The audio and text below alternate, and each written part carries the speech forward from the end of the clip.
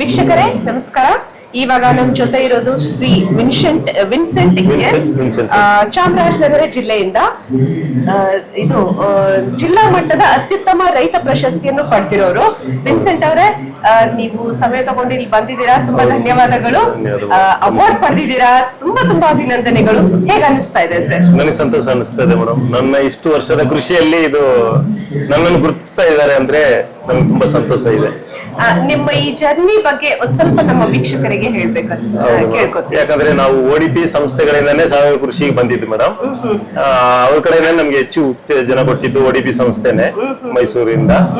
ಅದರಿಂದ ನಾವು ಸರಿ ಸಾವಯವ ಕೃಷಿಗೆ ಬರೋಣ ಅಂತ. ಯಾಕಂದ್ರೆ ರಾಸಾಯನಿಕ ಪದಾರ್ಥಗಳು ಯಾವ್ದು ಸಿಕ್ಕಲ್ಲ ಅಂಗಡಿಗಳಲ್ಲಿ. ಒಂದ್ ಟೈಮ್ ಸಿಗುತ್ತೆ, ಕರೆಕ್ಟ್ ಆಗಿ ಸೀಸನ್ ಸಿಗಲ್ಲ ಮೇಡಮ್. ಅದರಿಂದ ನಾವು ಸಾವಯವ ಕೃಷಿಗೆ ಬಂದ್ರೆ ಎಲ್ಲಾನು ನಮ್ಮ ಭೂಮಿಯಲ್ಲೇ ಸಿಗುತ್ತೆ. ಇವಾಗ ಮರಗಳಿಟ್ರೆ ಮರಗಳ ಸೊಪ್ಪುಗಳು ಉದುರುತ್ತೆ ಭೂಮಿಗೆ, ಮತ್ತೆ ಅದೇ ಗೊಬ್ಬರಗಳಾಗುತ್ತೆ. ನಾವು ಅದರ ಮಧ್ಯದಲ್ಲಿ ಯಾವ್ದಾದ್ರು ವ್ಯವಸಾಯ ಮಾಡಿ ನಮ್ಮ ಬಳಕೆಗೆ ಇಟ್ಕೊಳ್ಳೋಣ ಅನ್ನೋ ಪ್ಲಾನ್ ಅಲ್ಲಿ ಸಾವಯವ ಕೃಷಿಗೆ ಬಂದ ಮೇಡಮ್ ನಾವು. ಅದನ್ನೇ ಇವಾಗ ಆದಾಯ ದೃಷ್ಟಿಯಿಂದನೂ ಮಾಡ್ತಾ ಇದೀವಿ. ಇವಾಗ ತಿಂಗಳಿಗೆ ನಾನು 40,000 ರಿಂದ 45,000 ರೂಪಾಯಿ ಆದಾಯನ ರೇಷ್ಮೆ ಒಂದರಲ್ಲೇ ತೆಗಿತಾ ಇದೀನಿ ಮೇಡಮ್. ರೇಷ್ಮೆ ಒಂದರಲ್ಲೇ. ಮತ್ತೆ ಮೀನು ಕೃಷಿ ಇದೆ, ಆಡು ಇದೆ, ಕೋಳಿ ಇದೆ, ಎಲ್ಲಾನು ಇದೆ. ಅದು ಇಲ್ಲದೆ ತಿಂಗಳ ಆದಾಯ ಅಂತ ರೇಷ್ಮೆಯಲ್ಲಿ ಮಾತ್ರ 40,000 ರಿಂದ 50,000 ರೂಪಾಯಿ ತಿಂಗಳ ಆದಾಯ ತಗೋತಾ ಇದೀನಿ ಮೇಡಮ್. ಸಮಗ್ರ ಕೃಷಿ ಇದು ಸಾವಯವ ಕೃಷಿ ಮೇಡಮ್. ರಾಸಾಯನಿಕ ಬಂದು 2008 ರಿಂದಾನೇ ರಾಸಾಯನಿಕವನ್ನು ನಿಲ್ಸ್ಬಿಟ್ಟಿದೀನಿ ಮೇಡಮ್ ತೋಟದಲ್ಲಿ. ನಾನು ಯಾವಾಗ ಸ್ಕೂಲ್ ಬಿಟ್ಟು ನಿಂತು 8ನೇ ಕ್ಲಾಸ್ ಅಲ್ಲಿ ಸ್ಕೂಲ್ ಬಿಟ್ಟು ನಿಂತು ಅವಾಗಿಂದಾನು ಸಾವಯವ ಕೃಷಿನೇ ಮಾಡ್ತಾ ಇದ್ದೀನಿ. ಆಲ್ಮೋಸ್ಟ್ ಒಂದು 16 ವರ್ಷ 12 ವರ್ಷ ಸಾವಯವ ಕೃಷಿನೇ ಮಾಡ್ತಾ ಇದ್ದೀನಿ. ನಂದು ಮೀನು ಟ್ರೈನಿಂಗ್ ಇದೆ ಮೇಡಮ್, ಮತ್ತೆ ಕೋಳಿ ಟ್ರೈನಿಂಗ್ ಇದೆ, ನಾಟಿ ಕೋಳಿದು, ಮತ್ತೆ ಎರೆಹುಳ ಗೊಬ್ಬರದ್ದು ಟ್ರೈನಿಂಗ್ ಇದೆ. ಎಲ್ಲಾನು ಟ್ರೈನಿಂಗ್ ಸರ್ಟಿಫಿಕೇಟ್ ಇಟ್ಕೊಂಡೇ ಮಾಡ್ತಾ ಇದ್ದೀನಿ. ಎಲ್ಲಿ ಟ್ರೈನಿಂಗ್ ತಗೊಂಡ್ರಿ ಸರ್? ಮೀನು ಟ್ರೈನಿಂಗ್ ಮೈಸೂರು ಕರಿಮುದ್ನಲ್ಲಿ, ಮತ್ತೆ ಕೋಳಿ ಟ್ರೈನಿಂಗ್ ಮಳವಳ್ಳಿಯಲ್ಲಿ, ಮತ್ತೆ ಎರೆಹುಳ ಟ್ರೈನಿಂಗ್ ಮೈಸೂರು ODPಯಲ್ಲಿ, ಮೈಸೂರಲ್ಲಿ. ಈ ತರ ಎಲ್ಲ ಟ್ರೈನಿಂಗ್ ಸರ್ಟಿಫಿಕೇಟ್ ಸಮೇತ ನಾನು ವ್ಯವಸಾಯ ಮಾಡ್ತಾ ಇದ್ದೀನಿ ಮೇಡಮ್. ಒಳ್ಳೇದು ಸರ್. ಮೈಸೂರು ಆಕಾಶವಾಣಿಯಲ್ಲೂ ನಾನು ಭೇಟಿ ಕೊಟ್ಟಿದ್ದೀನಿ. ಹೌದಾ? ಮೈಸೂರು ಆಕಾಶವಾಣಿಯಲ್ಲಿ ಮಾತಾಡಿದ್ದೀನಿ. ಅವಾಗೆಲ್ಲ ಅರಿಶಿನ, ಕಬ್ಬು, ಜೋಳ ಈ ತರ ಎಲ್ಲ ಬೆಳೆ ಮಾಡ್ತಾ ಇದೆ. ಇವಾಗ ಸಮಗ್ರ ಕೃಷಿ ಅಂದ್ರೆ ತಿಂಗಳ ಆದಾಯಕ್ಕೆ ಆಗೋ ರೀತಿಯಲ್ಲಿ ರೇಷ್ಮೆ, ಮೀನು, ಕೋಳಿ ಈ ತರ ಕೃಷಿಗೆ ಚೇಂಜ್ ಆಗಿಬಿಟ್ಟಿದ್ದೀನಿ. ಮಾಡ್ತಾ ಇದ್ದೀರಾ ಸರ್? ಎಷ್ಟು ವರ್ಷದಿಂದ ನೀವು ಕೃಷಿಯಲ್ಲಿ ತೊಡಗಿದ್ದೀರಾ ಈಗ? ಮೇಡಮ್ ಹೆಚ್ಚಿಗೆ ನಾನು 2008 ರಿಂದಾನೇ ಸ್ಕೂಲ್ ಬಿಟ್ಟಾಗಿಂದಾನೇ ಕೃಷಿಯಲ್ಲಿ ಮಾಡ್ತಾ ಇದ್ದೀನಿ. ಸ್ಕೂಲ್ ಬಿಟ್ಟಾಗ ಓದ್ಬೇಕು ನಾನು ಇಲ್ಲೇ ಬ್ಯಾಂಗ್ಳೂರು ಯಲಹಂಕದಲ್ಲಿ ಆರ್ಮಿಗೆ ಒಂದು ಸೆಲೆಕ್ಷನ್ ಆದ ಮೇಡಮ್. ಮನೆಯಿಂದ ಬೇಡ ಅಂತ ನಿಲ್ಸ್ಬಿಟ್ರು. ಮಿಲಿಟರಿ ಹೋಗ ತುಂಬಾ ಆಸೆ ಇತ್ತು. ಆಗಿಲ್ಲ ಅಂತಂದ್ರೆ ಹೀಗೆ ಇದು ಸೇವೆನೆ ಅಂತ ಕೃಷಿಗೆ ಬಿಟ್ಟಿದ್ದೀನಿ ಮೇಡಮ್. ಅವಾಗಿಂದಾನೇ ಮಾಡ್ತಾ ಇದ್ದೀನಿ. ಹೆಚ್ಚಿಗೆ 15 ವರ್ಷದಿಂದನೇ ಕೃಷಿ ಮಾಡ್ತಾ ಇದ್ದೀನಿ. ಹೌದಾ ಸರಿ, ಮುಂದೆ ಏನೇನ್ ಪ್ಲಾನ್ಸ್ ಇದೆ ನಿಮ್ದು? ಮೀನುಗಾರಿಕೆ ಮಾಡ್ಬೇಕು ದೊಡ್ಡ ಪ್ರಮಾಣದಲ್ಲಿ ಅಂತ 1 ಎಕರೆ ಫಾರ್ಮ್ ಇವಾಗ ತೆಗಿತಾ ಇದ್ದೀನಿ ಮೇಡಮ್. ಒಂದು 5 ಲಕ್ಷದ ಬಜೆಟ್ ಅಲ್ಲಿ ಇವಾಗ ಕೆಲಸಗಳು ನಡೀತಾ ಇದೆ. ಇವಾಗ ಅರ್ಧ ಕೆಲಸ ಮಾಡಿ ನಿಲ್ಸಿ ಬಂದಿದ್ದೀನಿ ಇಲ್ಲಿ. ನಾಳೆಯಿಂದ ಸ್ಟಾರ್ಟ್ ಮಾಡಬೇಕು. ಮತ್ತೆ ಕೋಳಿ ಸಾಕಾಣಿಕೆ ಒಂದು ಮಾಡ್ಬೇಕಂತ ಪ್ಲಾನ್ ಇದೆ.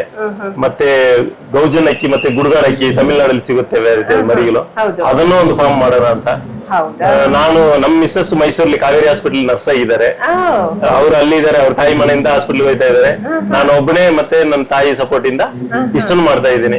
ಮತ್ತೆ ಅವ್ರಿಗೆ ಏನಾದ್ರು ಉಪಕಾಸ ಮಾಡಿಕೊಟ್ಟು ಅವ್ರನ್ನ ತೋಟದಲ್ಲೇ ಇರಿಸ್ಬೇಕಂತ ಒಂದು ಆಸೆ.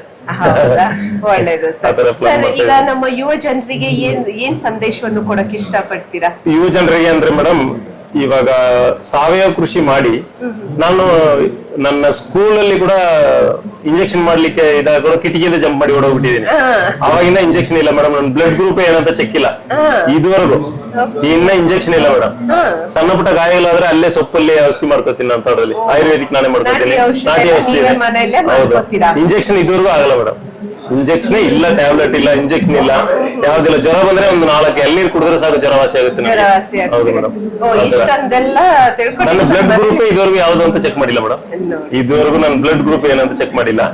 ಆದ್ರೆ ಸಾವಯವ ಕೃಷಿ ಮಾಡಿದ್ರೆ ಇದೆಲ್ಲ ಕಂಟ್ರೋಲ್ ಬರುತ್ತೆ ಅಂತ ನನ್ನ ಆಸೆ. ಯುವ ಜನರಿಗೆ ಸಾವಯವ ಕೃಷಿ ಮಾಡಿ ಅವರು ಫಸ್ಟ್ ಅವ್ರ ಊಟಕ್ಕೆ ಒಳ್ಳೆ ಕ್ವಾಲಿಟಿಯಾದ ಪದಾರ್ಥವನ್ನು ಬೆಳೆದು ಅವ್ರು ತಿನ್ಬೇಕು ಫಸ್ಟ್. ಆಮೇಲೆ ಫ್ರೆಂಡ್ಗಳಿಗೋ ಇಲ್ಲ ವ್ಯಾಪಾರದ ದೃಷ್ಟಿಯಿಂದನೋ ಆದಾಯ ದೃಷ್ಟಿಯಿಂದನೋ ಆಮೇಲೆ ಮಾಡೋದು ಅಂತ ನನ್ನ ಯುವಜನರಿಗೆ ಫಸ್ಟ್ ನಮ್ಮ ಆರೋಗ್ಯ ಮೇಡಮ್ ಅಲ್ವಾ. ನಾವು ಆದಷ್ಟು ಕೆಮಿಕಲ್ಸ್ ಇಲ್ಲ ಮೇಡಮ್. ನಮ್ಮ ತೋಟದೊಳಗಡೆ ಇವಾಗ ನೋ ಸ್ಮೋಕಿಂಗ್ ಅಂತ ಬೋರ್ಡ್ ಹಾಕಿದೀನಿ ನಮ್ಮ ತೋಟದಲ್ಲಿ. ಬೀಡಿ ಸೇವರು ಒಳಗಡೆ ಅಲೌಡ್ ಇಲ್ಲ ಮೇಡಮ್ ತೋಟದಲ್ಲಿ. ಆತರ ಮಾಡಿದೀನಿ. ಮತ್ತೆ ಡ್ರಿಂಕ್ಸ್ ಇಲ್ಲ, ಬೀಡಿ ಸೇವರು ಡ್ರಿಂಕ್ಸ್ ಎಲ್ಲ ಹೊರಗಡೆನೆ. ನಮ್ಮ 7 ಎಕರೆ ತೋಟ ಇದೆ ಮೇಡಮ್. 7 ಎಕರೆ ತೋಟದ ಒಳಗಡೆ ಸ್ಮೋಕಿಂಗೇ ಇಲ್ಲ, ಮತ್ತೆ ಯಾವ ಪದಾರ್ಥನೂ ಉರುವಲಾಗಿ ಯೂಸ್ ಮಾಡೋದು ಇಲ್ಲ, ಎಲ್ಲಾನು ಗೊಬ್ಬರನೇ ಆಗ್ಬೇಕು ತೋಟದಲ್ಲಿ. ಆತರ ಪ್ಲಾನ್ ಮಾಡ್ಕೊಂಡಿದೀವಿ ಮೇಡಮ್. ಸರ್ ತುಂಬಾ ಒಳ್ಳೆ ಏನೋ ಆಬ್ಜೆಕ್ಟಿವ್ಸ್ ಅದೇ ಯುವಜನರಿಗೆ ನಾನು ಹೇಳೋದು ಏನಂದ್ರೆ, ತೋಟದಲ್ಲಿ ಹೆಚ್ಚು ಮರಗಳು ಬೆಳೆಸಬೇಕು. ನಂದು 5 ಎಕರೆ ತೋಟದಲ್ಲಿ ಫುಲ್ ಮರಗಳು ಬೆಳೆಸಿದೀನಿ ಮೇಡಮ್. ಅದ್ರ ಒಳಗಡೆನೆ ರೇಷ್ಮೆ ಮಾಡಿದೀನಿ, ಅದ್ರ ಒಳಗಡೆ ನಾಟಿ ಕೋಳಿ ಸಾಕ್ತಾ ಇದ್ದೀನಿ, ಅದ್ರ ಒಳಗಡೆ ನಾಟಿ ಹಸುಗಳು ಒಂದು 30 ಹಸುಗಳು ಇದೆ ಮೇಡಮ್. ಇವಾಗ ಬೆಳಿಗ್ಗೆ 5:30-6 ಗಂಟೆಗೆಲ್ಲ ಫಾರೆಸ್ಟ್ ಹೋಗಿದೆ, ತಿರ್ಗಾ ಸಂಜೆ 6 ಗಂಟೆಗೆಲ್ಲ ಮನೆಗೆ ಬರುತ್ತೆ. ನಾನು ಅಷ್ಟಲ್ಲಿ ಹೋಗಿ ಅದನ್ನ ಅಟೆಂಡ್ ಮಾಡ್ಬೇಕು. ಅಲ್ವಾ? 30 ಹಸುಗಳು ಕಾಡಿಗೆ ಹೋಗಿದೆ ಮೇಡಮ್, ನಾಟಿ ಹಸುಗಳು. ಸರ್ ತುಂಬಾ ಒಳ್ಳೆ ಪ್ರಿನ್ಸಿಪಲ್ಸ್, ನೀವೇ ನಮ್ ಯುವ ಜನರಿಗೆ ಮಾದರಿ ಅಂತ ಹೇಳ್ಬೋದು. ನಾನು ಸ್ಕೂಲ್ಗೆ ಒಂದು ಟ್ರೈನಿಂಗ್ ಕೊಡ್ತಾ ಇದ್ದೀನಿ ಮೇಡಮ್. ಸ್ಕೂಲ್ ಮಕ್ಕಳಿಗೆ ಒಂದು ಸಬ್ಜೆಕ್ಟ್ ನಮ್ಮ ತೋಟದಲ್ಲಿ ವ್ಯವಸಾಯದ ಬಗ್ಗೆ ಒಂದು ಸಣ್ಣ ಮಾಹಿತಿ ಕೊಡ್ಬೇಕು ಅಂತ HM ಗೆಲ್ಲ ಮಾತಾಡ್ಕೊಂಡಿದ್ದೀನಿ. ಮಕ್ಕಳು ಬರ್ತಾರೆ, ಅಕ್ಕಪಕ್ಕದ ಮಕ್ಕಳೆಲ್ಲ ಟ್ರೈನಿಂಗ್ ಕೊಡ್ತಾ ಇದ್ದೀನಿ.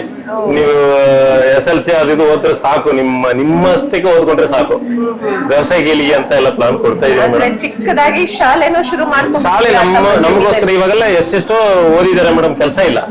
ಕೆಲಸ ಇಲ್ಲದೆ ಎಲ್ಲೆಲ್ಲೋ ಹೋಯ್ತಾರೆ, ಲಂಚ. ಅವರು ಓದಿರೋ ಮಕ್ಕಳೇ ಲಂಚ ಕೊಟ್ಟು ಕೆಲಸಕ್ಕೆ ಜಾಬ್ ಹುಡುಕ್ತಾರೆ. ನಾವು ಬೇರೆಯವರಿಗೆ ಬೆಳೆದು ಕೊಡುವ ಅಷ್ಟು ನಾವು ಬೆಳಿಬೇಕು. ನಮ್ಮ ಹತ್ರ ಇದೆ, ಆದಾಯ ಮಾಡುವ ಇದೆಲ್ಲ ಇದೆ, ಆಸ್ತಿ ಎಲ್ಲ ಇದೆ, ನಮ್ಮ ತಾತಂದಿರು ಸಂಪಾದನೆ ಮಾಡಿರೋ ಆಸ್ತಿ ಇದೆ. ಅದನ್ನೆಲ್ಲ ಪಾಳು ಭೂಮಿಯಾಗಿ ಬಿಟ್ಟು, ಮರುಭೂಮಿ ತರ ಬಿಟ್ಬಿಟ್ಟು ಸಿಟಿಗೆ ಹೋಯ್ತೀವಿ ನಾವು.